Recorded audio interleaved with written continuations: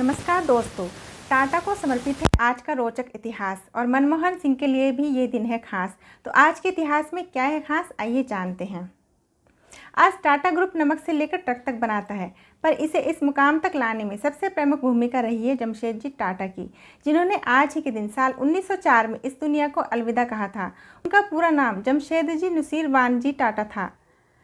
मात्र 14 साल की आयु में ही जमशेदजी अपने पिता के साथ मुंबई आ गए और व्यवसाय में कदम रखा था। 17 साल की उम्र में मुंबई के एल्फिंस्टन कॉलेज में प्रवेश लिया।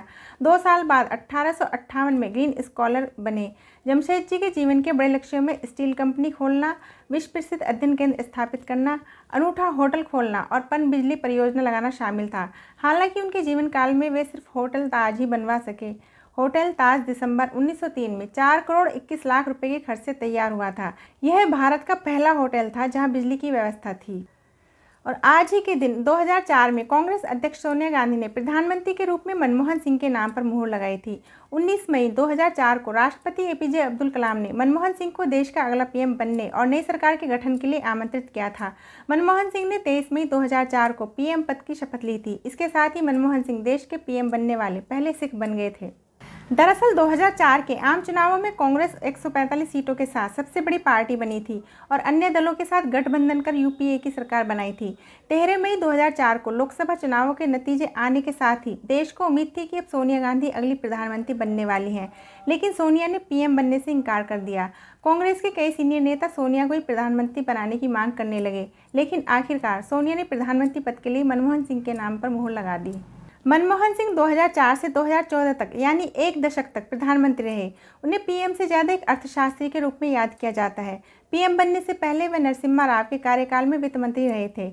इस दौरान अर्थव्यवस्था में किए गए उदारवादी सुधारों का श्रेय मनमोहन सिंह को ही जाता है। इन्हीं सुधारों की वजह से भारतीय अर्थव्यवस्था को वैश्विक बाजार के लिए खोला गया।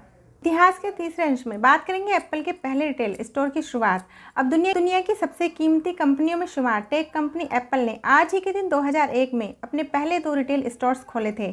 इनमें से एक स्टोर वर्जीनिया और दूसरा कैलिफोर्निया में खोला गया था। एक हफ्ते के अंदर ही करीब 7,000 लोग इन दोनों स्टोर्स में खरीदारी करने गए थे। बता दें कि अगस्त 1976 में स्टीव जॉब्स और स्टीव वोजनियाक ने मिलकर एप्पल कंपनी शुरू की थी। 1997 में स्टीव जॉब्स एप्पल के सीईओ बने। इसके बाद कंपनी का उतार चढ़ाव भरा सफ़र चलता रहा।